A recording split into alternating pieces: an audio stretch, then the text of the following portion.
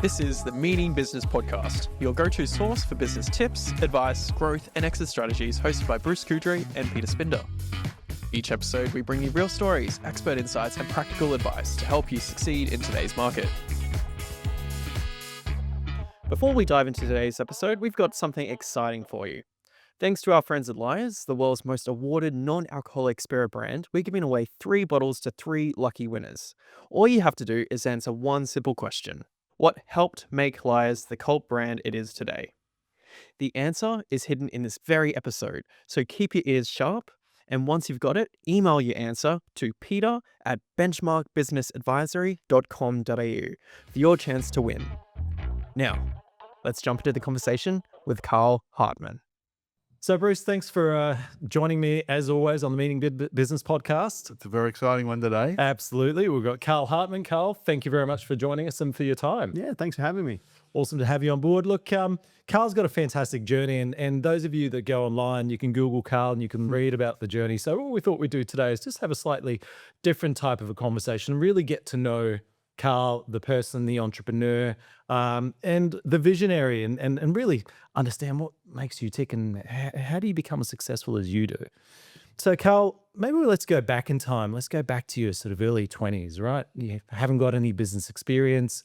What's going through your mind? How do you kickstart the journey as an entrepreneur? Yeah, look, there's a classic question in this category. Is it nature or is it nurture? And I'd say in my experience, it's probably a little of both. So going back to the beginning, both my parents were entrepreneurial.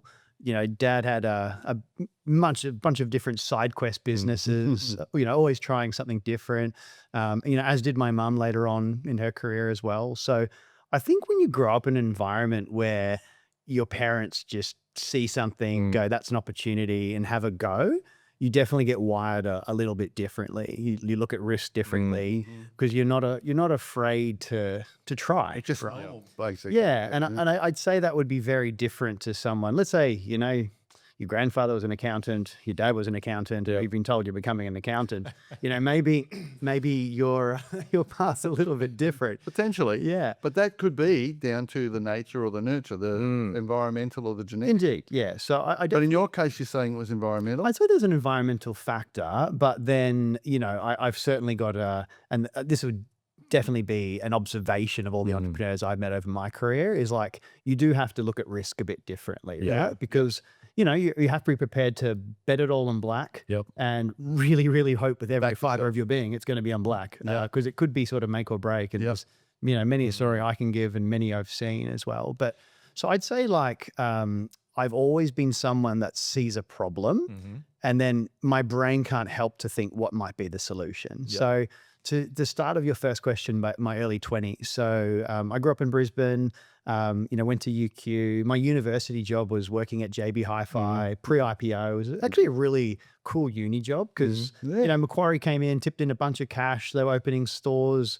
like crazy. I bought into the ESOP. That was my first taste of getting some shares at one price and selling it for a lot more. Awesome. Wish I had more than $1,000 in savings in uni, but it did pay for a very fun European holiday. In retrospect, probably should have been a house deposit, but we don't always live. We don't always make our best financial decisions in our early 20s. Yeah, old Carl's boring. Young Carl's right?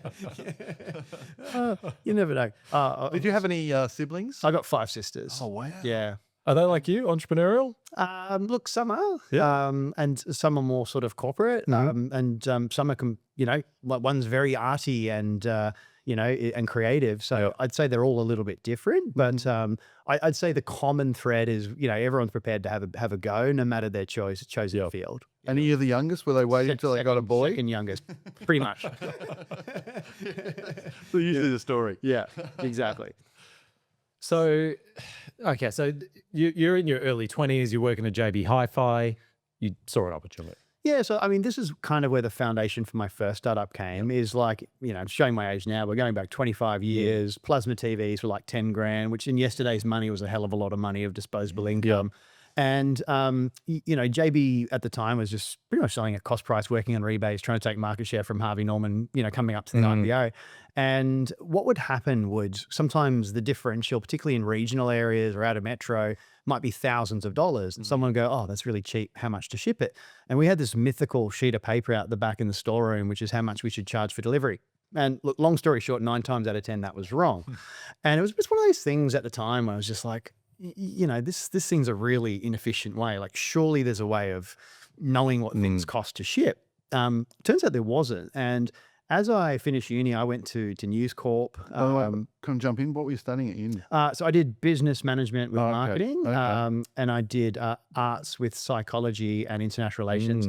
I did start off doing science because I was going to do, I started with computer science and I was waiting for a nanotech lab to be finished. And I was going to do a major in nanotechnology and computer science. Then I realized I'm not the sort of person to ever go into a lab and spend like all my time running cutting code. I'm more the person to tell the people that are doing that. And, I don't know later on in life, am I, a geek who can sell or a salesperson that speaks geek, but I'm one of those. Yeah, great combination. We need more of them.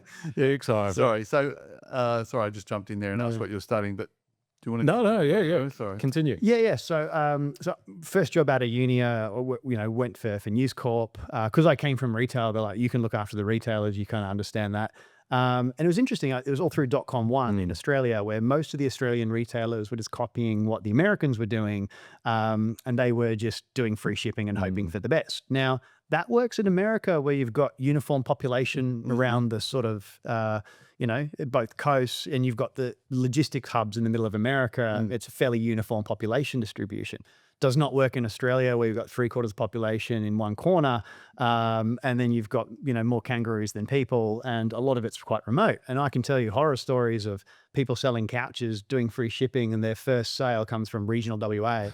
And the shipping cost is more than they sold the couch for, let alone. So you talk about negative margin problems. It's crazy. So again, I could just see this being, the problem was just gathering steam. It wasn't getting any better. No one was fixing it. So I teamed up with someone who was, try and find the technical co-founder. If I'm the commercial guy, I went to the smartest IT person I knew, which was Cam at the time. He was basically leading software engineering at what was then Virgin Blue, now Virgin Australia, building all their sort of back-end systems. So I figured, if you're the one building airline systems, you probably have a fair sort of assumption of like how to build something like this. So we crept on and built it. Interestingly, this is just as the GFC was happening. Turned out to be a very bad time to raise capital, but it was one of those things where it was sort of a blessing in disguise because we figured, we'll try to raise some capital and build something. There was no capital on the back of the GFC. So we kind of, we kept our day jobs. I by then was working at Fairfax as one of the early employees of Domain, which was, again, in retrospect, a really cool experience, which then, did become quite a large business. And then, we kind of just built it up, sort of moonlighting it. Got it up to sort of $1 million in revenue. That was enough traction to convince some people that we had something real, and it sort of, went from there. So at that stage, we're putting it all on black? Well, I think when you go from a corporate job, so, you're earning a decent lick of pay, you've got security, and all of a sudden you're going to go work for yourself, right? There's a pretty big pay cut that comes with that. Yeah. I think every single founder that's going to the day one scenario, particularly if you're coming from a corporate job, you have to be prepared to sort of roll back your income and live pretty humbly, right? Now, fortunately, this is, my 20s, didn't have mortgage or kids or anything like that yet. So it probably makes the risk profile a little bit better, but you sometimes have to take a step back to take a step forward. And then, you cast the boat off the pier and you basically like, all right, well, how do we scale this? And as you build revenue, obviously you can pay yourself more, but you might be going for a period of time where you pay yourself nothing, then minimum wage, and you kind of build your way back up to a living wage again. I think I've spoken to a lot of people over the years about entrepreneurship, and especially younger people under the age of 30. When I say younger, I usually say the same thing to them: is that why you haven't got kids and why you're single, particularly. Take the big risks, be willing to take that bet, put it all on the line, because once you've got the kids, once you've got the house, the mortgage, everything else, Yep. School It becomes fees. very, very difficult. Absolutely. Yeah, exactly. So make the most of that opportunity. And I think for those individuals in the corporate sector that are wanting to get into the commercial and be an entrepreneur, their own boss, you got to also realize that you might think that you're going to start making X amount of dollars after 12 months, but that could take 36 of it. It could take 3 years, not 1 year. It could go 10 years. I mean, there's Or it might many- never happen.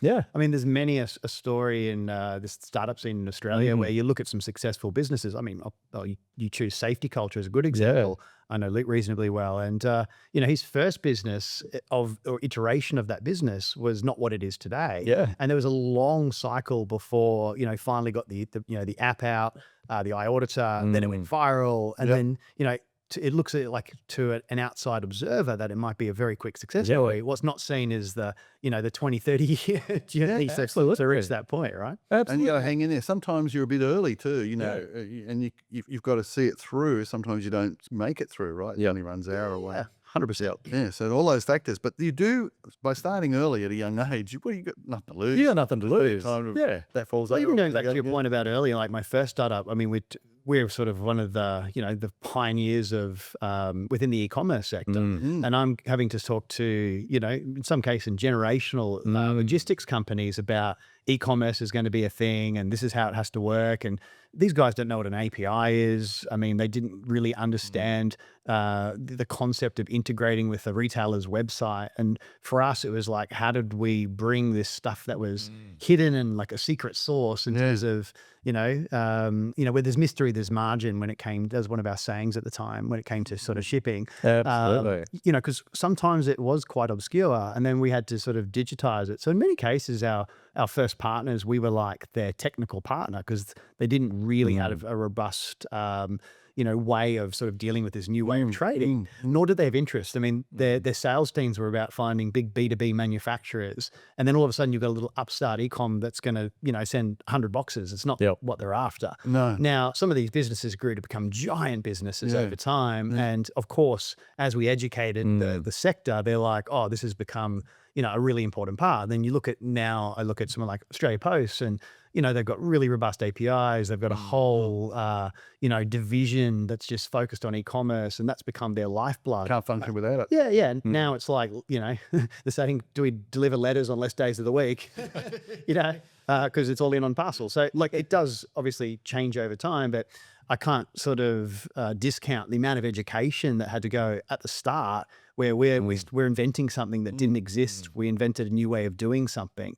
And you have to take a whole industry on the journey with you with that. So to get people to trust you or to get your foot in the door, did you have to do deals? Did you have to discount? Did Of course you have you do. to, yeah, right. Yeah, of course you do. Like If you get in and you're doing a deal and it's a low margin deal, how do you leverage it's that? not always about margin. So some of the early retailers that we had on board in the Tomato days was people like Super Retail Group, actually. They backed us because we're a Queensland company and they were a fellow Queensland company and they wanted to build something together and they were a great customer. And then there was some smaller ones that, they were like, hey, we could see this is going to be big. One day when you're big and successful, you better still take our call. And, up until the day I sold it and exited, it's like, I did. And some of these people became lifetime friends. So in some cases, it's about just giving the energy and the attention. And, again, you might have a smaller customer on day one that's one of your, to use the industry term, they call it like a grandfather.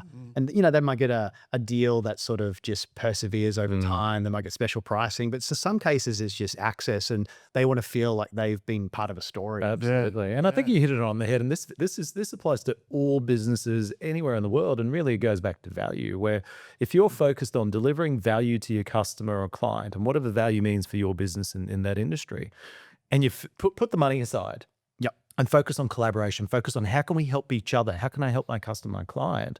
All of a sudden you've got a better relationship, you have better stories, brand engagement, and that's how you get the growth. 100%. It's super powerful. Yeah. But sorry, can I just Yeah. follow that for a sec? So you did psychology, right? A little bit. And I guess that's in marketing. I think if you've got something you really believe in, people feel it and buy into that belief as well. You know what I mean? They want you to succeed.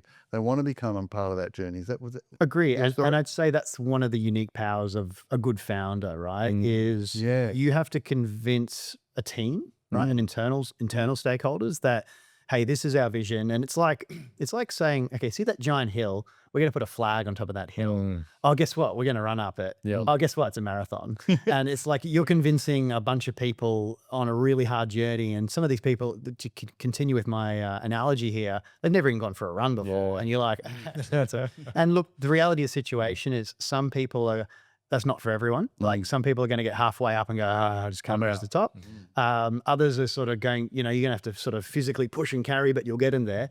But it's tough, right? Yeah, but in that, you are the one that has the vision and you can't be wavering. We're talking about kids, sport. If they make a commitment to playing soccer or whatever, you can't say halfway through, oh, I'm out. I don't want to go to training today. I don't want to do this. Yeah, That's right. That's right. I want to watch TV. And I think that's the thing with entrepreneurship. More It's all in. Is that how? No, 100%. And how do you maintain that? Yeah. So look, I'd say again, just observationally, the common thread between successful entrepreneurs that I've seen is they have this unwavering belief in whatever they're doing. It's just like that there's no reality where failure is going to happen.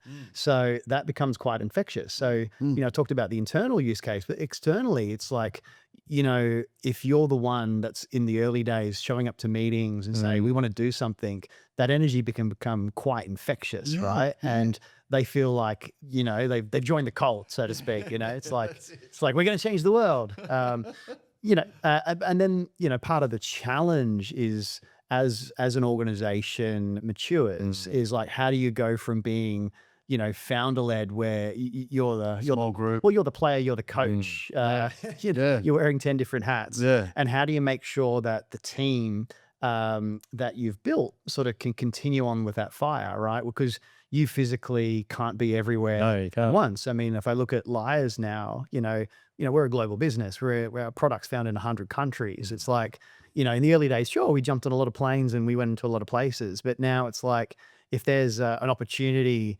in London, which, example is like, I had an email like last week from one of our investors. It's like, oh, meet this person. They've got 3 hotels. You should talk to them. I physically can't do that, right? Whereas I can go, well, here's someone from our team, he's passionate about the product. He'll show up and give you the demo and, sell you the dream as it is. Right. And you've actually highlighted something really important. We see this on a day-to-day basis where business owners build the business around themselves. Everything is themselves. That's right. And they don't realize that is such a false move. There's a fallacy in that, because then ultimately when everything relies on you, then you don't have putting the ceiling in place. You got a job. That's it. It's about the team, and it's about how you organization. hours of Can I say that's such a first-time founder mistake, right? Because it's like, if I look at my first time being a founder, it's like you're a control freak. It's your baby. It's your baby, and it's your identity. And often where it gets tricky is once you exit, right? And in my case, I had the good fortune of an exit, and I should, covet this by saying exits are incredibly rare. Like when you look at on a pure percentage basis in terms of, I'll speak from a Queensland perspective. It's like you look at the amount of businesses in tech that have exited for more than 100 million, you can count them. Like it's not a particularly long list, right? Like we're sort of under a dozen. Yeah, and absolutely. That's the right word. It's unfortunately. So, so there's not a lot of, things you can sort of learn the playbook. But what actually happens is, as you exit, you are just like, your identity is in question, because you've just spent 10 years building something.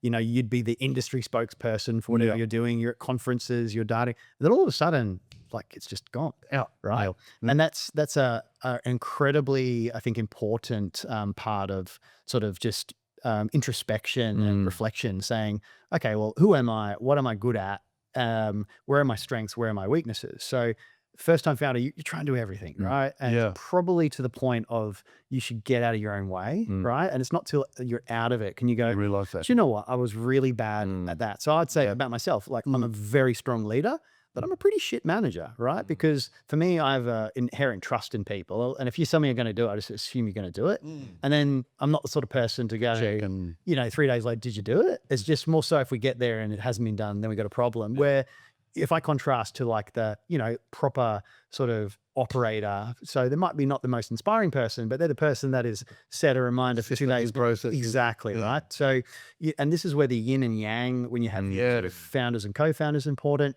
In a more mature business, it's about, okay, well, if you've got a visionary CEO, how do you make sure you've got like an executive COO behind it? And very much this was the foundation for, my second startup, which was Compono, because, you learn, again, this reflection period. You go, well, I was good at this, I wasn't good at that.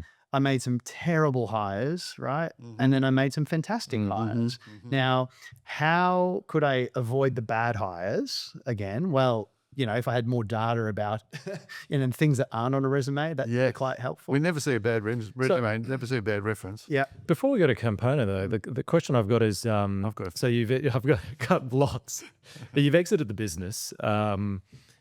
Did you, at that point, like once you finished with Tomando, did you at any point sit back and go, I don't want to do this again? Oh, 100%. Yeah. So I was living in San Francisco, it kind of all worked out. So I finished up in October. My visa was up sort of end of the calendar year. I'd spent years abroad in places like, London and San Francisco, and I'd just been cold for a long time. And it was simply put, like, I was burnt out, I was tired, I was overweight, I was like literally the least fit I've been probably ever. And it's just like, I just kind of wanted to come home and defrost.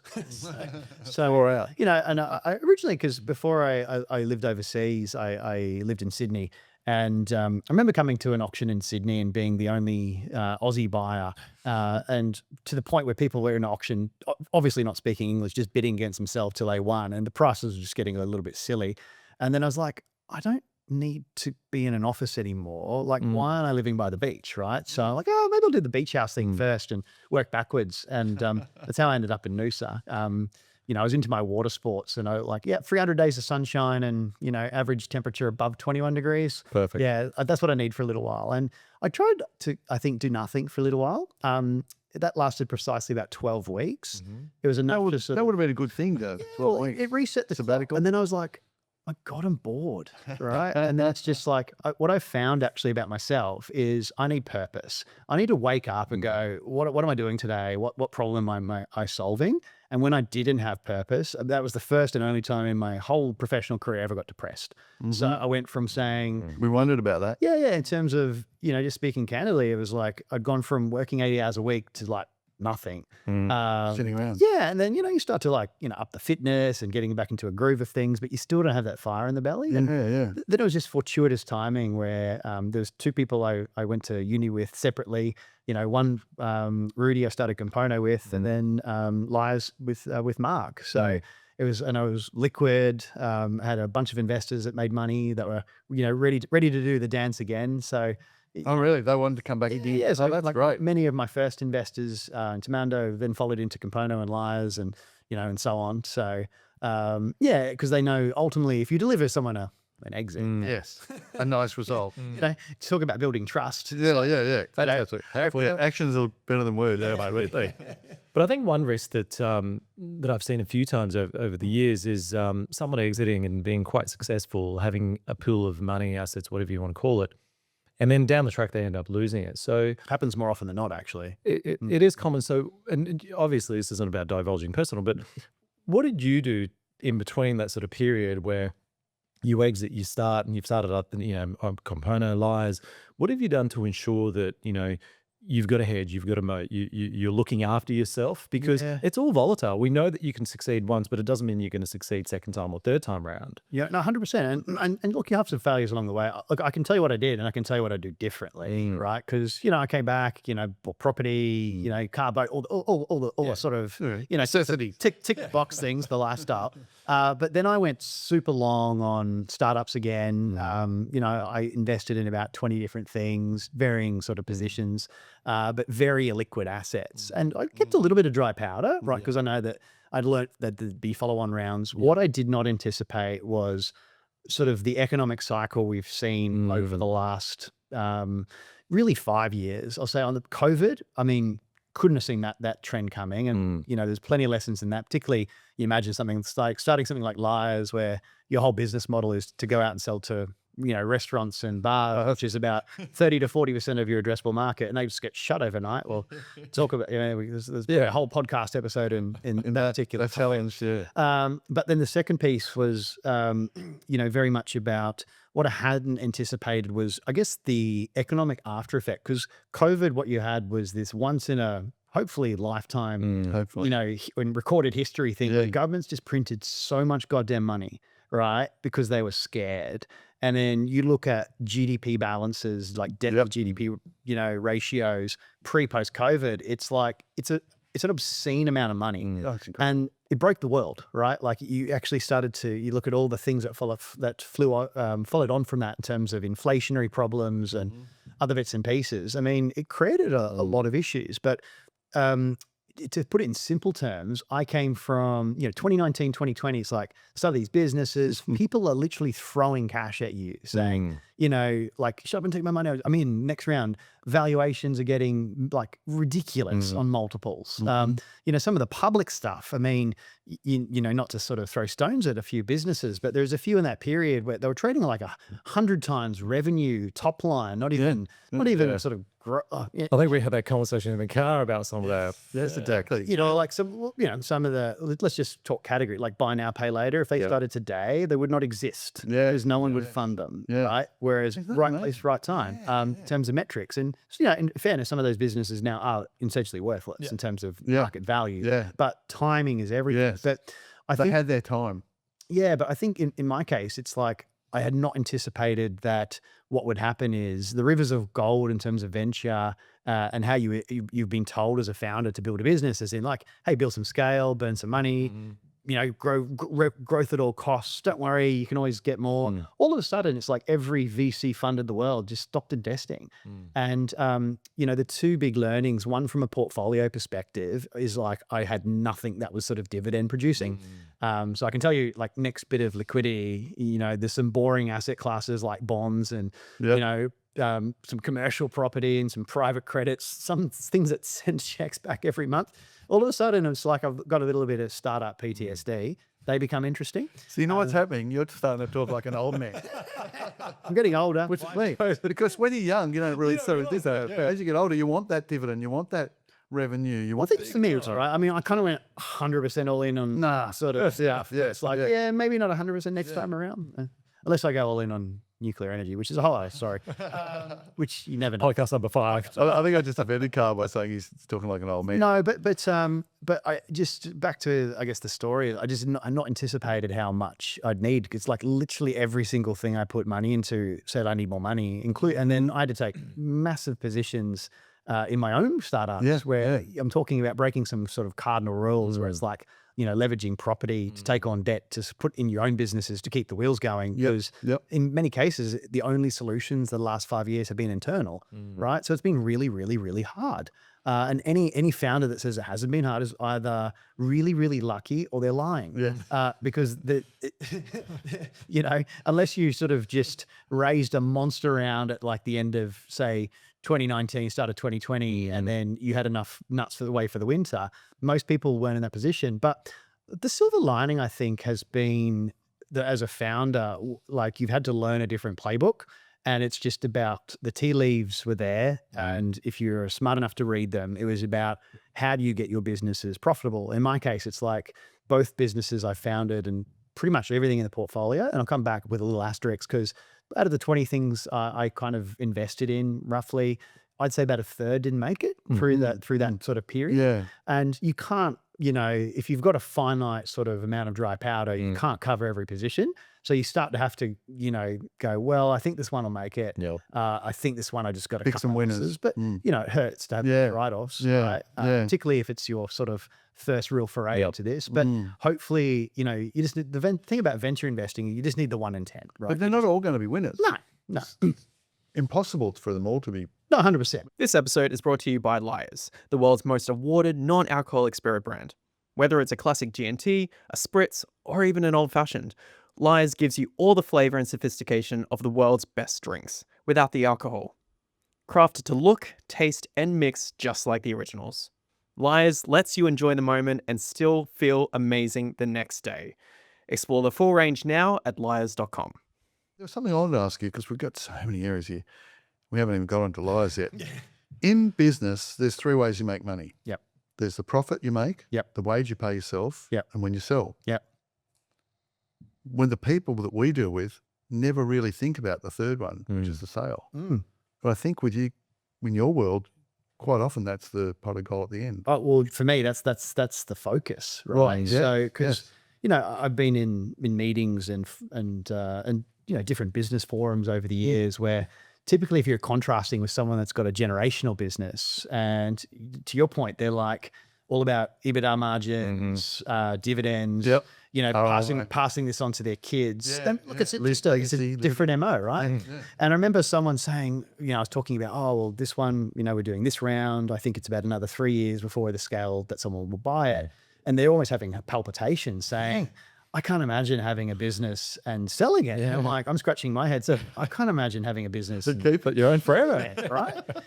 You know, it's like, I think I've probably got an ideal 5-year horizon, 10-year horizon for all projects because my brain's already moved on to the next problem, right? And going back to those different sort of hats you wear, I'd say I'm, you know, that sort of 0 to 10 million person that gets it going. You know, have you ever heard of the Ben Horowitz, you know, book? It's the, you know, the hard thing about hard things talks about the peacetime, the wartime. I'm your wartime guy, right? Yeah. I thrive in the chaos where you've got to sort of, you know, Scramble. sort of figure out how you're going to build the bus as you learn how to drive it all at once. That's my jam, right? Really, yeah. You know, but I'd say it's a very different skill set. There's that 10 to 100 million. And I'd say it's a very different skill set that's like, you know, 100 million plus, right? That's a corporate, proper operational expertise. Totally, right? Management is what you need. Yeah. Different to the leadership style. Yeah. Very different. Yeah. Just a question for you. Are you a good drawer? Are you an artist? No, I'm terrible.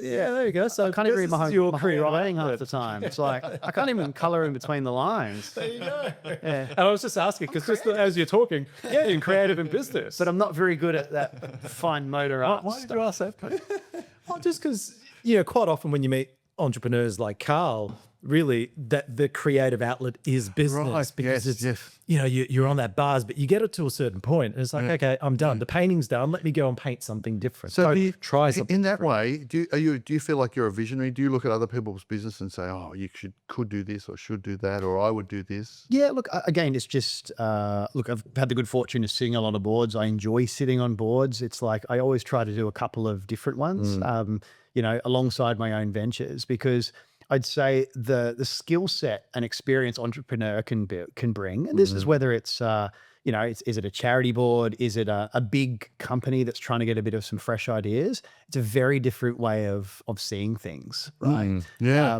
And often that's what a good functional board is. It's about how do you get different perspectives, right?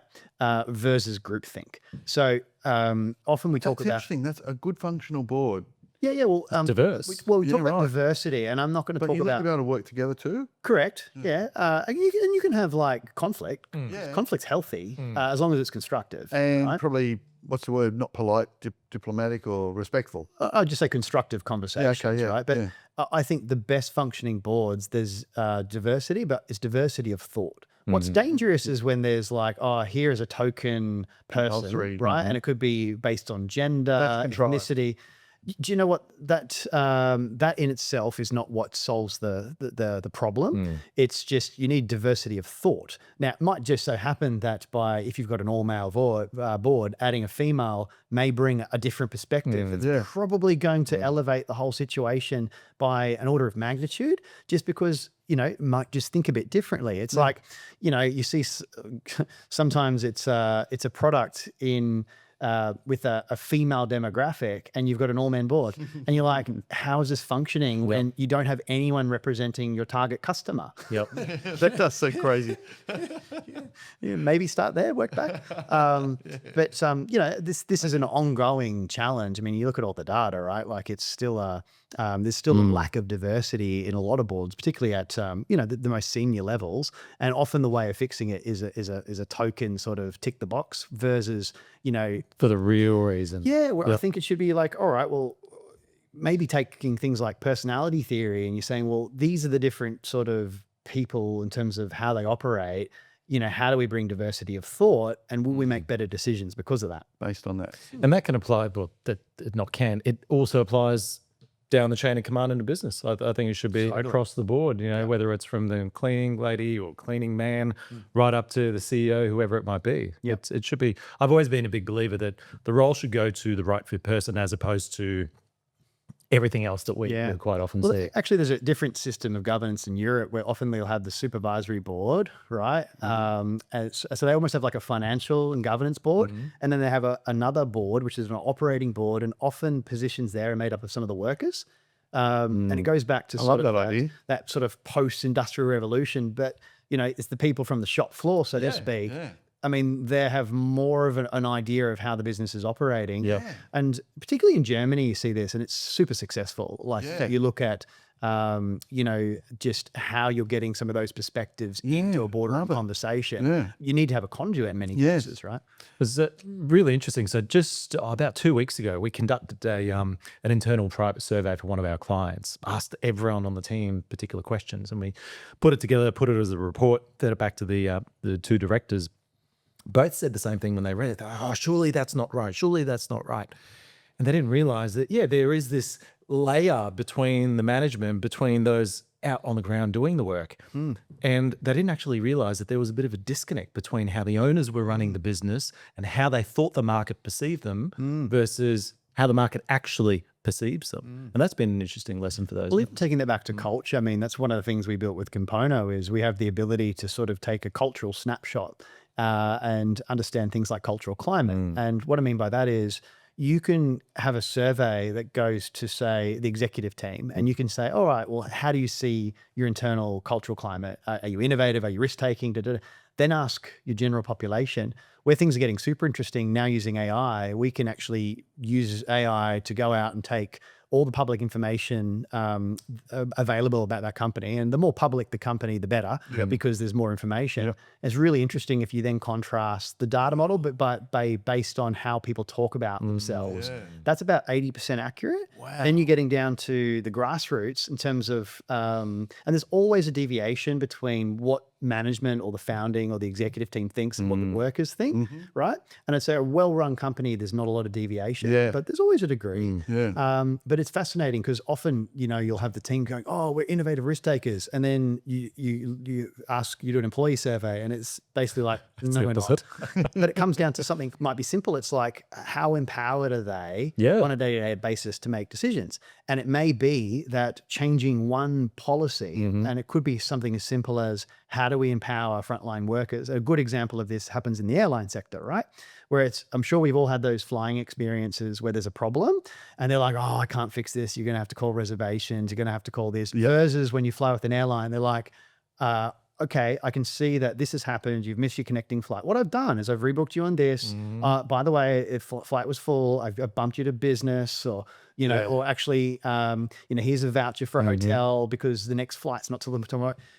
Them being empowered to sort that situation out versus, that's not my job, right? That can be the lightning strike of whether you'll ever fly that airline again. Like, because I can say, I've done a lot of flights in my career. I've had some amazing experiences where the problem has been resolved before you know about it. And then I've had some ones where it's like, I'm never flying this airline just out of principle because how I was treated. And then to echo that into other sectors, it's like Amazon. I mean, Amazon will send me a message telling me my parcel's late before I even know it's late. I mean, that's how you do customer service. That's why, they have a market cap like they do.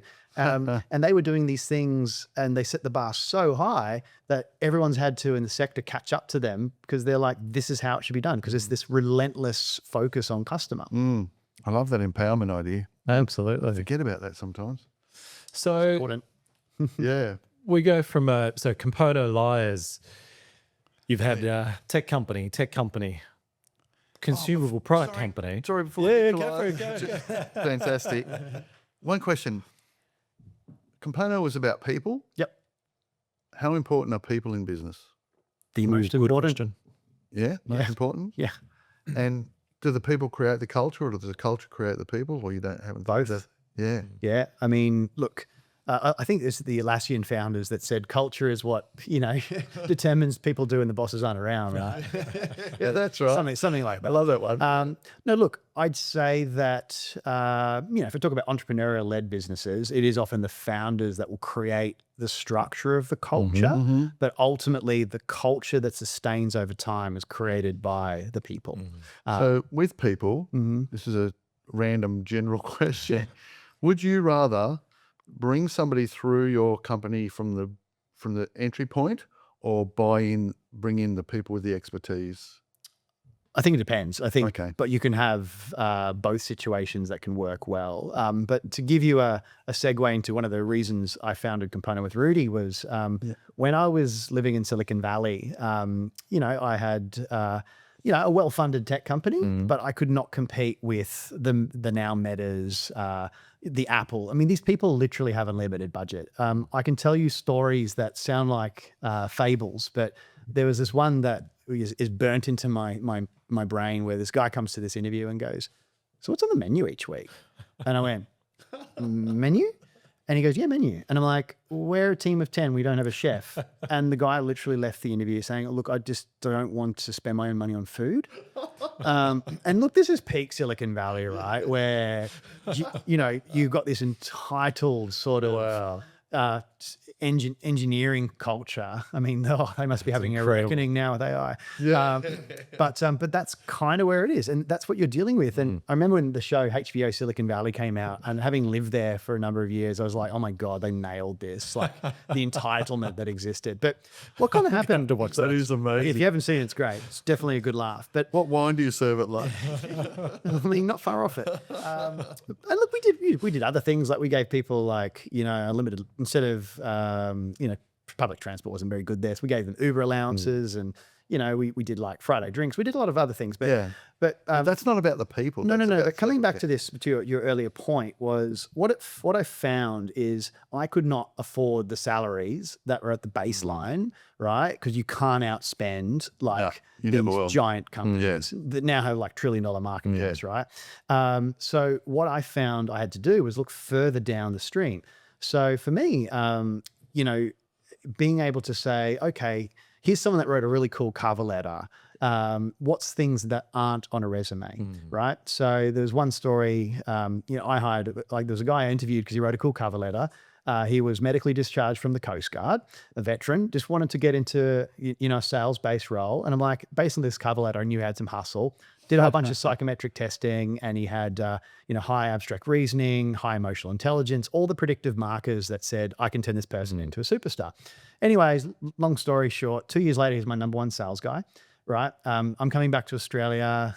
Nick, my friend, was bringing a company called Afterpay out to the US. At the time, I think the market cap was like 160 million, and people still give him a hard time that he's invented lay-by. You hear the last laugh. So anyways, Who cares? I had introduced a bunch of people to Nick to go, work there. All my team had, they're vested, they're out, looking for new opportunities. Basically exited as well. And this one guy, Nick, was like, he's a bit young. I'm just like, dude, just give him some shares that vest if he hits his target or something. Well, he became like Afterpay's number one salesperson. Let's just say he did very well out of his shares. But like, it got me thinking in terms of, in this scenario, I had, gone off piste, to use the ski term, right? I'd seen someone that on paper looks wrong, but was right. But what it took was me to upskill someone, teach them, take them as like a Padawan learner and go, all right, like you've got the right attributes, you don't have the knowledge. So for us with Compono, it's like if we could sort of bring a data-driven way to understand people, whether that's within an organization or coming into an organization, but also have the ability to automate, how you might create a knowledge pathway. So particularly if you could have a situation where this person is right, but... So to your question, your earlier question, getting back in a sort of a long-winded way, it's like some of my best hires have been the people that are a bit further down, that you invest in what they don't know, but hire them for the right attributes. Yeah. Right? So hire the financial controller, pay for them to do a CPA, turn them into a CFO, and they'll be your CFO for life. Yeah. Right? Find that person that has hustle and is hungry, and you don't have to pay them a crazy salary, but make their commission very generous. Let them earn some equity. Let them walk away with, millions of dollars of equity if you hit a home run, right? Yeah. And that person will be your best performing sales asset. Yeah. I love Now, back to your other thing about what about bringing people in? I can tell you the worst hire I ever made was I hired a C-level person that on paper ticked every box. Yep. Like, Ivy League education, came from a big corporate, Tick. but coming into an organization with 50 people, it's a disaster because to your point earlier, it's like this person knows how to execute, when there's divisions of thousands of people, Yes. not when they got to get their hands dirty. Yeah, So small group. in a big company, it's like an airline or a big giant logistics company where you have to delegate versus do right person. If it's a small tech company where you got to get, amongst the troops, it's just not going to work out. So, So they wouldn't do that. Or they couldn't often shift their they can't, right? Because if you've done this for 20 years or so, can't adapt. you Can't just change, you yeah. don't know how to do it anymore, That's right? interesting, yeah. But a brilliant delegator, and you see this, Yes. to use another random example, like in Big Four, where you've got the partners that might be the people that bring the whales in. Yes. The directors are the ones that do all the work, and they have to somehow make sure the grads do their bits and pieces, or perhaps in this current environment, increasingly, delegate that to AI, which may be more efficient than a grad these days. 5 minutes later. Yeah. So, but that's kind of the conga time. Yeah, gotcha. Often if you've got to get one of those part level people to get on the tools and write a 40-page report, it's just not going to happen. Is that right? Just don't do it anymore, right? Really, yeah. So there's a time and place where you can probably do some of those things, but the way you operate is different. So, I think that the subtext here is that's when, if you are bringing someone in, you need to think about how that person fits the culture, because they could have all the knowledge in the world, but what's their way of working? Yeah. How is that culture? And again, that's one of the things we can do with the component platform That's is what I was just being able to say, You're right. okay, well, within this environment where, people have to get their hands dirty and they have to sort of, crack on and be self-started and just figure it out, this person who's come from a big corporate may not be the right fit. Right? Oh, gotcha. But you can measure that. You can measure that. Can you measure hustle? You can measure all sorts of things.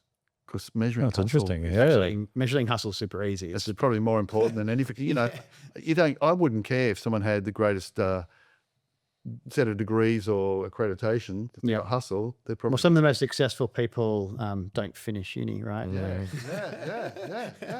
Because they've got lots of hustle. That's right. Yeah. They can be bothered waiting for. Yeah, I keep joking. So Rudy, who I started Compono with, he went off back to, we did undergrad psych together. He's done his master's and he's 99% through a PhD. Our running joke is I'll get my honorary one before he actually finishes his real one. And he assures me he'll never call me Dr. Carl. But it's not a failure. Sorry, Pete, I cut you off. We'll get No, Right, absolutely fascinating. So you've gone tech company, second tech company, people focused. We've now got a product based where we're actually consuming it. So what has been sort of that mental shift that you've had to have between these different types of businesses? And what's the sort of a big lesson that you've learned going from tech to more people to product based? Yeah, well, I think going back to it is back to my Tomando days, right? I had a guy called Jeff Kleeman on my board. Now, Jeff was ex-CFO of Woolies, on the board of Asciano, on the board of Domain. And I remember one time we're in a board meeting and he had this thing he said to me, and it's one of those little nuggets that stuck with me forever, where he's like, do you know what, Carl? It's like we're talking about, rounding zeros and we were only in thousands, and he's used to being on boards where it's in millions. He's like, he goes, look, 80% of, if you're looking at a company's financials, it's like 80% of it's exactly the same. Just the widgets that you sell are a bit different. And it's how many trailing zeros you've got. But he's not wrong, right? Like when I look at a consumer product, it's like we have to manufacture something at a certain cost. We have a bunch of GP that we have to play with, and we have to operate the business within these constraints. To be honest, if you take some of the tech operating sort of philosophies into something like consumer, and I'm talking about concepts like, okay, repeatability, like churn, like it's almost a different way of looking at things, which I think has made us actually super successful because, we've been digital first. We try to have as much of our revenue repeatable as possible. We're trying to really understand, those velocity cycles and things like that. And if you actually start to, cut people in at equity level, like you would a tech company, Yep. I mean, you're creating a really sort of robust hustle culture, and, everyone's out there sort of, literally taking something global. It's super cool.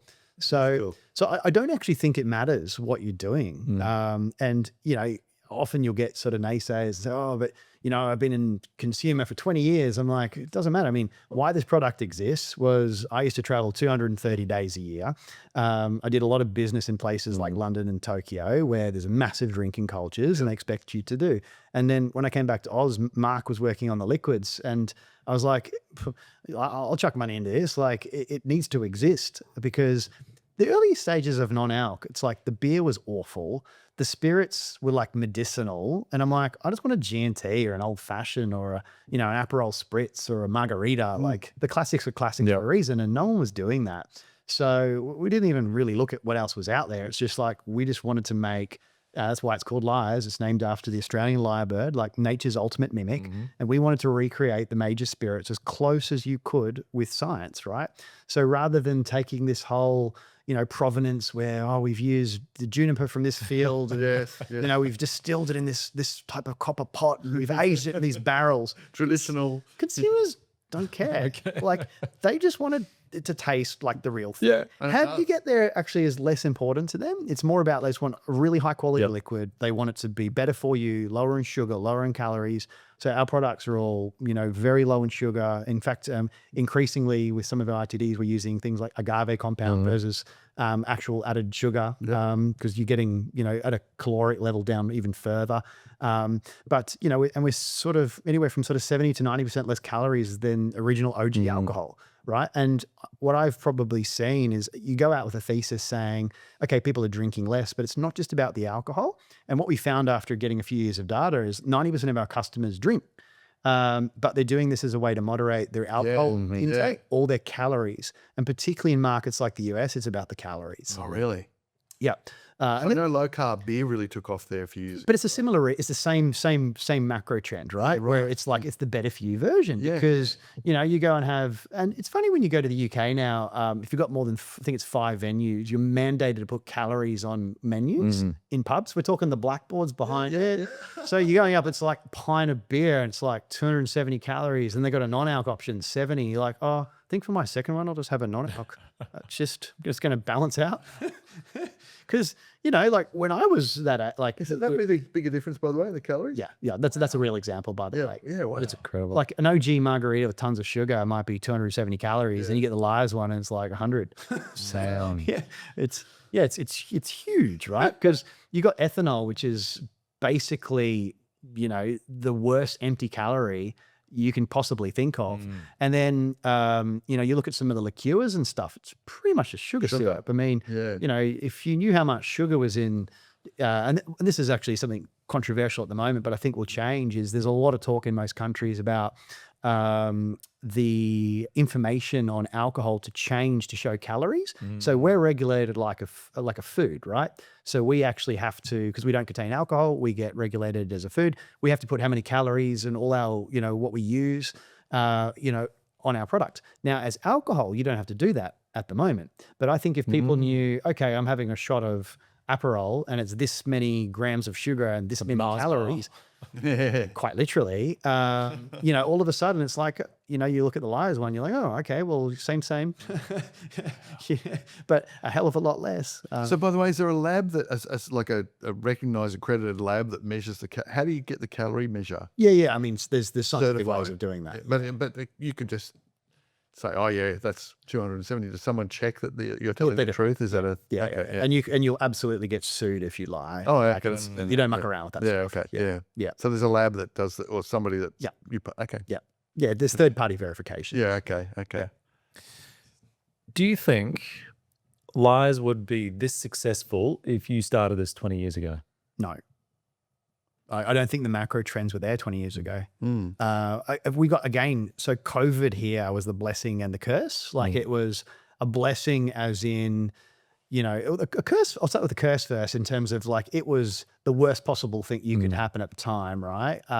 But what actually happened was before COVID, people were getting healthier, But then when all the lockdowns and stuff happened, two things happened. One, we had a completely captive digital audience that was bored as hell, right? So we just put everyone that was furloughed or, basically on the various government assistance programs, we turned them into we gave them Zoom accounts and turned them into digital brand ambassadors and go, someone buys a bottle, gives someone a free masterclass, gives you something to do, gives them something to do. And we were very fortunate that someone that bought like one bottle of gin, they're having a masterclass for free, mind you. Yeah. And then they're saying, oh, well, if you bought this Italian orange and if you bought this vermouth, like next thing you know, you could be making Negronis. And they're like, cool. And then there was more. and all these early, let's say the first few thousand customers that we got digitally, these guys became our absolute foot soldier advocates, right? They're the ones that go into bars, go, do you have Lyres? You need Lyres, right? And that just propagated it. They're jumping on Facebook groups and forums and talking about all the cool stuff. And it kind of made us a bit of a cult brand, right? Is there any market that's stronger than any other, like adopting early? Like US is our biggest market. Is that right? Yeah, I mean, that's more than half. Because of the calorie thing? Oh, look, I think it's just everything. Like America, like Australia's always punched above its weight because I think the trend actually adopted really well here. So going back to just capstone of the COVID comment was people went one of two ways. They either became raging alcoholics, right? And or they're like, I'm using this time to get prison fit. Like I was the latter, because when they said you can only go out, or they being the government, you can only go out to do grocery shopping or exercise. I mean, after my 8th Zoom call of the day, it's like, I'm guessing I'm going for another rep. Right? So, you had a cohort, let's say 25% of the population probably got prison fit, right? They got the healthiest they've ever been. There was definitely a quartile because you look at record alcohol sales during the same time and it looks sort of like bifurcated. I think there's a correlation to me how small your house was and how many kids you had.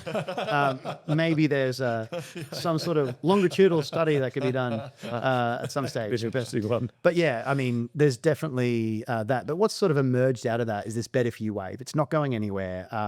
And also, I think it's just the level of education people have now about food and alcohol. Like my generation was cigarettes, right? It was like cigarettes will kill you. Your parents are idiots for doing this. Don't smoke. And then you look at the percentage of, people now say my age in their 40s, like smoking is taboo, right? Like it's very rare.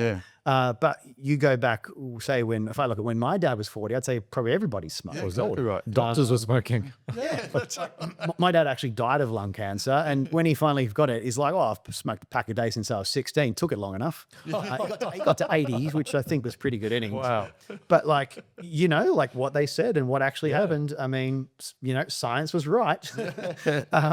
But again, when I look at my university days, I could not have told you how much calories was in a beer. I mean, I went to the uni pub and got a jug. No way. We did things, right? Yeah. You look at this generation, two things. They are like, they know exactly how many calories in every drink. It's obsessive, actually. The second thing is they are getting educated that alcohol is bad for you. My son's 7. He goes, alcohol's a poison. Why would you put it in your body? And like he's 7. But that this is the opinions that are starting to come into the youth of today, right? That's interesting because my kids say the same thing. I mean, now and then I have a glass of wine. I've actually cut back on the wine, which is great. And they'll often say, why are you drinking that? It's not good for you. Yeah, it's interesting conversations to have as a family. No, because again, the level of education is there. And then, like last year you had in the US, you had the Surgeon General come out and said basically no amount of alcohol is safe, right?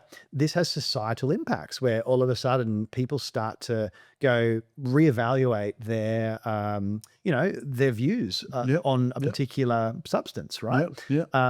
So the education level is higher. People are generally getting healthier. And the final thing I think is, we live in a digital world with social media. So again, if I think back to early 20s, like there was not really a Facebook thing. The phones, our phones didn't have camera. I mean, they had Snake. Yeah, if you remember that. Yes.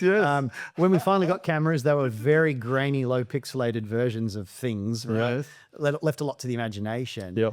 Now it is a camera that's not that we can make phone calls on. We got like 8, 16, 32K, like, Yeah. cameras in our pockets, right? Like this is And power, power and fidelity. I mean, so GPS tracking. but you've got, I think, a generation that knows you can be cancelled with one wrong move, right? Like you have one messy night, you say something. I mean, that could be the end of everything. Yep. Like you might not get a good career because of something you did. So I think they're very mindful, and we do see this around the world in nightlife where people will still go and, they'll dump $3,000 on a table in Vegas or Ibiza, and then they're drinking non-alcohol. And you scratch, but it's the same logic of why someone will spend $80 on a steak in a nice restaurant, right? Because yes, you can go to the supermarket one for $6, but you'll pay $80 in a restaurant. That's right. Right? Because it's about time and place. It's about occasion and setting. Yeah, exactly. So in some cases, you've got people that still want to go out and watch an artist or a DJ or a band that they want, and they're prepared to spend. They'll spend $500 on Coldplay tickets. They'll spend, Exactly. €1,000 getting a small, like a table in Vegas or Ibiza because they want space. They want comfort. So just thinking about this product has an amazing future, doesn't it? It does. And this Your conversation. 7-year-old. This He's a great salesperson. He literally goes to restaurants now and goes, "Do you have Lyres?" He's like, "I guess I'm only drinking water then." And of course, we do not condone like this. I mean, we sell through licensed channels and it should be registered, but I know what's in it, and it's healthier for you than Coca-Cola. By the way, we ordered Lyres the other night for our cocktail at the restaurant. Hervé. Yeah, Herbert. Yeah, and that was really nice. Yeah, they That do well. good cocktails there. Yeah, that went down well. But look, what I'm sort of picking up on is we spoke earlier about how people are really important and critical in a business. Yeah. And people are coming back into the discussion again, but not within the business, but we're talking about the customers. And as you're talking, I'm realizing your customer inside out. Well, yeah, I mean, like you have to. It's about Well, it's interesting because you have to, but how many business owners have we dealt with who have no idea? That's right. yeah. Look, I'd say in the case They of don't Lyres, want to know. Yeah. like I am the customer. Like it's like when we look at that health wave, right? It's I know from the Ironman organization, the average age of someone doing their first triathlon is 42. And it's like sports car and alcoholism, or cutting back on booze and doing an Ironman. Like that's the bifurcated fork in the road. But no, That's the 80s. in there. But no, it's funny because I think when people think about Lyres, they're like, oh, it must be like, pregnant and breastfeeding women, and, they've got sort of a preordained view. And then we look at our data and it's actually, it's just everybody, but there is middle-aged people that are trying to live their best life, perhaps make up for some of the sins of the past where they might have partied a bit too hard. We see the older people that come into the category. I mean, they're getting to the point where their doctors just go, if you want to make it to 80, you probably just need to cut back a bit. And drink maybe 2 nights a week, not like 6 nights a week. And so they start to have alcohol-free nights. The most interesting thing is actually these dry months, like, July. We just did dry July. We do dry January in the Northern Hemisphere. Sometimes that's the on-ramp for this sector where people do a month off alcohol. And a month later, they're just like, they can't get over how good they feel. Yeah. Some of them might go, actually, I might do 3 months. And I'll tell you what, if you drink and you've not taken, say, 3 months off, it's like you just look in the mirror and your skin's different, and you look at your sleep data if you've got like a Sleep smartwatch. changes, doesn't it? So Absolutely. all of a sudden you do start to think back to some of these things like, okay, well, how much alcohol is okay? Because once you start to see some of the proof in the pudding, it's like, it is a very interesting sort of question to ask yourself. So I get the feeling that you're really in control of your life at the moment. I feel like, you've had a lot of success. Obviously, you've gone through a lot over the years. What's next? Well, I think to the first point, I think when you go through your first startup or business, it consumes you. Like Randy Zuckerberg's got a great quote where it's like, friends, family, building a great business, keeping your health up.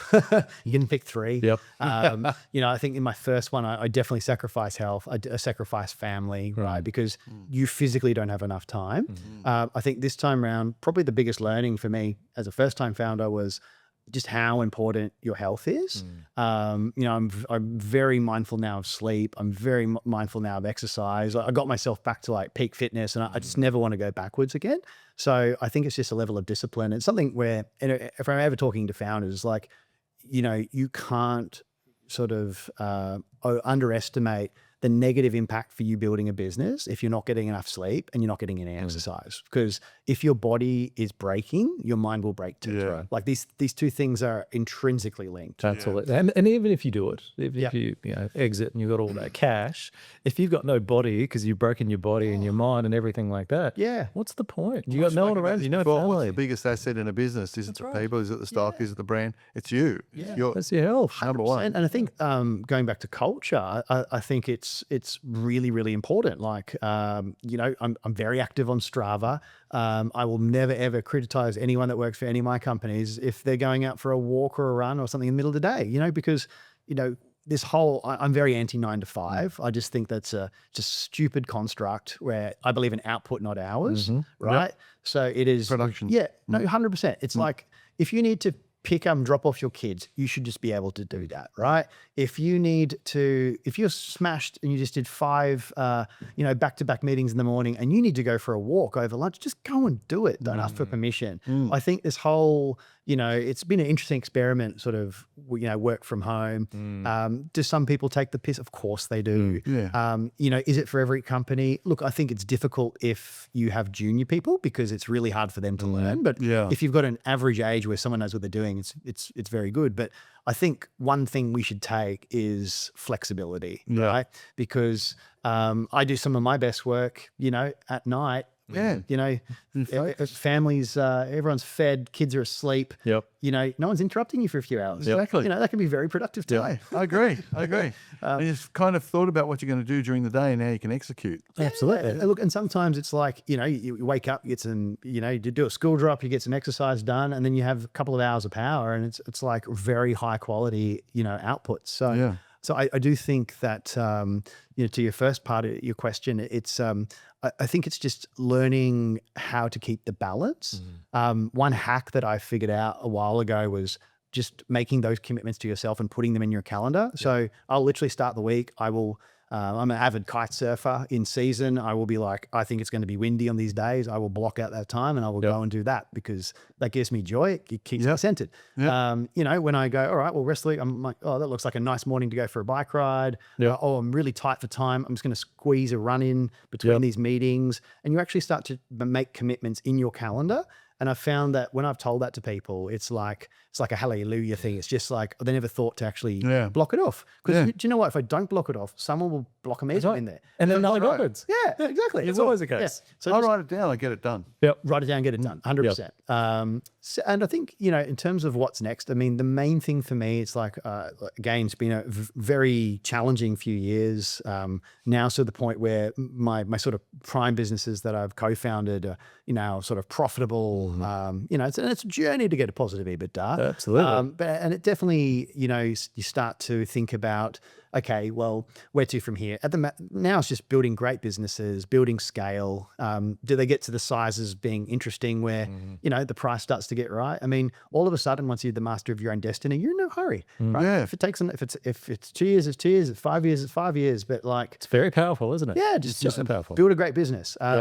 And then I think for me, this goes back to your earlier question about, whether it's B2B software or consumer products, there's some other businesses I've, recently invested in. But at the same time, it's about, okay, what's the big problem I want to solve?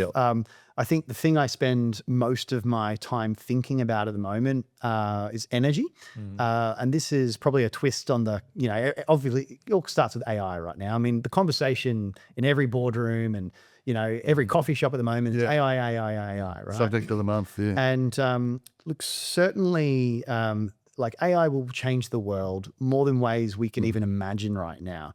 But it's going to take a lot of power. So if I look at sort of two macro trends, I look at data centers and I look at the energy consumption per data center as they roll out, the type of server architecture to allow this AI computation. I've never seen a curve like it. Then you then overlay with places like Europe as a good example, where they've actually banned combustion vehicles. I think it's 2030 or 2032, which means every single vehicle on the road of a multi-trillion-dollar GDP, economy is going to then require electrification. Or hydrogen, We'll come back to that. maybe. Okay. You've got a lot of supply chain Yes, you know, issues. Oh, yes. complexity with Yes, and hydrogen. the pressure it needs to be held under. But then all of a sudden, okay, we've got a whole bunch of infrastructure that's set around for filling up, liquid hydrocarbons into a whole bunch of vehicles that then require large throughputs of energy over short periods of time. And then you start to think about where power plants are, right? Because in most countries, you've got, take Australia, we predominantly from coal. All these power plants are in the middle of nowhere because they pollute, Industrial. right? Yeah. And then you've got to transmit huge quantities of energy Across the country. right? And same would be if you built a giant solar farm, to take that whole sort of chestnut in the middle of desert. Then you've got to transport energy. Yeah. So what you've got for the first time that's very interesting is the places where high amounts of energy need to be consumed as where the population is and where energy is being created is far away. And then you've got this whole, we had this issue with the internet where we had copper and NBN. I mean, we're coming to that flashpoint, I think. And then you then overlay with how much power the average household uses. So when I was growing up, I mean, did you ever use aircon or heating in your house? Nope. No, that was just a non-thing. Exactly. Yeah, you got them in every room. That's right. Right? Well, ducted aircon, Yeah. We've got technology everywhere. Electric heaters and fridges. We've got a fridge in the garage and a fridge out the back near the pool. 5 mobile phones, the We've got the laptops. pool motor running. yeah, you've got a Electric garage door. TV in every room. You've got heating on the pool to keep it toasty. So you're just looking at the average energy per household. But then the scary part is you look at the cost. So you look at places like Europe, right?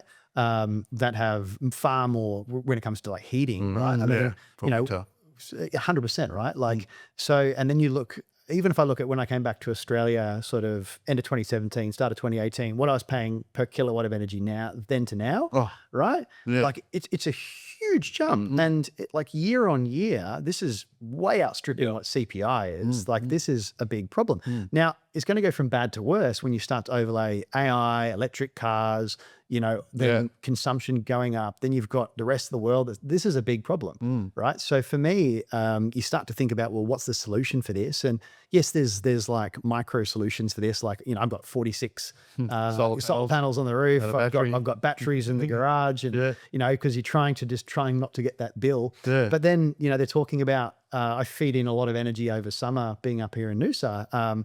And they're talking about they're going to start charging me for feeding into the bill. So I'm like, hang on. So I was just spend all this money so I don't get a bill, and now you're going to give me a bill for actually giving you energy. Like, hello? Exactly. That ain't right. Yeah. So I think that what is going to come on the back of this, I think this is an even bigger opportunity than AI is like, how do you power all these? And then, you start to maybe forward think even a bit more with a futurist lens on it. It's like you're talking about robotics. You're talking about, Humanoids. Yep. Like you got the whole Tesla plan with Optimus. I mean, it would not be like an infeasible statement to say what percentage of current human jobs are replaced by automation, right? Be that AI within sort of robotic platforms over the next 50, 100 years. Guess what? That's even more energy. Yeah. So they're basically a podcast 10 to 20 for us. yeah. So for me, it just comes back to like the only solution I can see is nuclear. Like it's just, renewables will play a part. There's all sorts of interesting techs, but I mean, long term it's fusion. Short term, I think there's, in a country like Australia, we've got 60% of the world's uranium. I know it's political to say it, but like there are modern technologies, not the old Soviet style that you could literally have next to a shopping center or airport, no meltdown risk, no waste, sealed systems. And you'd be paying, a quarter of what it would be for virgin renewables. So what's amazing? As we sit here listening to you talk about nuclear, you're currently the founder and owner of two very successful businesses, yet your mind is already 10, 20, 30 years ahead.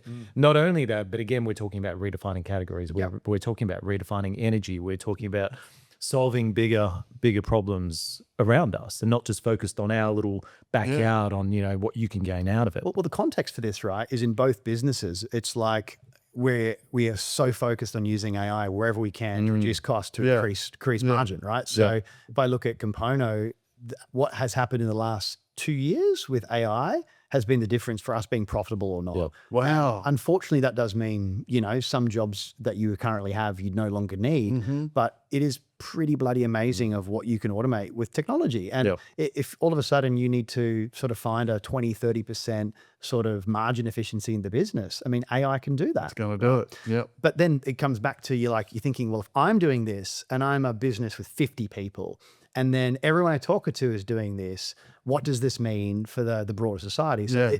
it sounds like you're getting distracted, but in fact, it's just like I'm seeing a trend from the driver's seat. Absolutely. And then I'm sort of then putting my crazy megalomaniac founder brain on it saying, how are we going to power all this? I think, and No, but I think you're saying this has got to be an opportunity.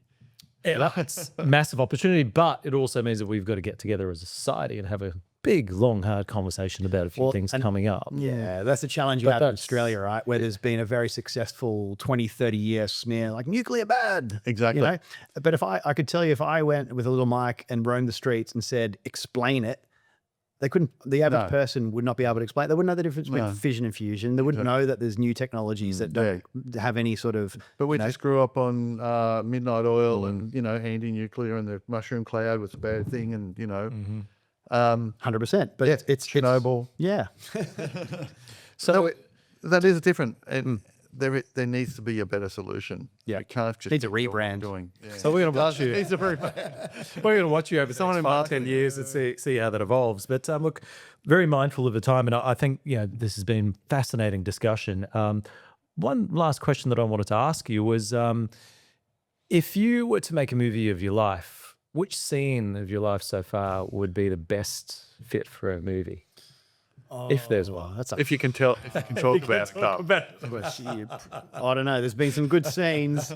It depends. Is this a Netflix movie? Is this something on SBS late at night? Like, You're thinking of like Wolf of Wall Street or something. I was just thinking, that scene, Jordan Belfort in the office. I won't even mention it there. Spinning the wheel and things that happen.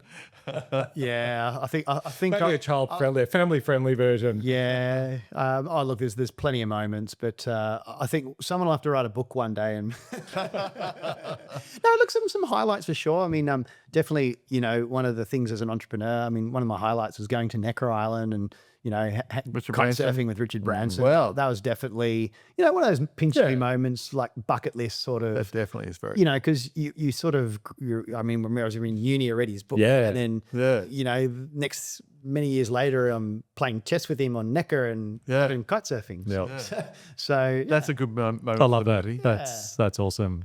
yeah, I'd go back and film that. Yeah, I'll play myself in that scene for sure. I actually thought it might be, moving away from the first business. You've sold out. And I think that exit feeling, that must exit have been a of nice going scene. through it Yeah. and just looking back, waking up the morning after and going, wow, okay, Done. that's done. Yeah, there's a pinch me moment where you sort of open the bank account, you just double checking. It's Yeah. like, yeah. You this go to real? an ATM, Yeah. you slip, and you're like, yeah. Have you got a friend? No, I'm not. Nah. No, you celebrate these things quietly, right? That's like the lotto, Good I answer. suppose, except you worked for it. Yeah. Well, Carl, It's been really amazing. thank you. It's been amazing having you on board. And Bruce, as always, great to have a chat. And Thanks for the Thank you very privilege much. of your time today. Really great. Yeah. Cheers, guys. A big thank you once again to Lyres for supporting this episode. Remember, don't miss your chance to win one of 3 bottles by emailing your answer to peter@benchmarkbusinessadvisory.com.au. The question, of course, what helped make Lyres the cult brand it is today? Good luck, and here's to raising a glass with Lyres.